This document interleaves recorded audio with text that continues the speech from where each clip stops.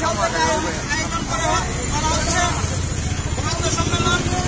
যার প্রতিপাদ্য হচ্ছে মহাত্মা গান্ধীর আত্মনাত্ম সংগ্রাম। আজকে এই পবিত্র ঘরে অত্যন্ত দর্শকদের পক্ষ থেকে ক্লাবের সম্মুখে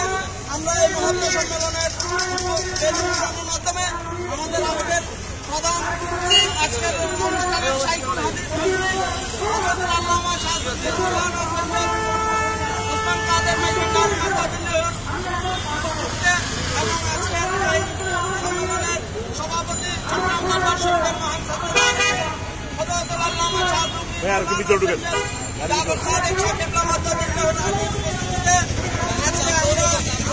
আজকের এই মহাত্ম সম্মেলন করছি। আমি সম্মানিত অতিথিদেরকে বেলুন উড়ানোর মাধ্যমে সম্মেলনের উদ্বোধন ঘোষণা করার জন্য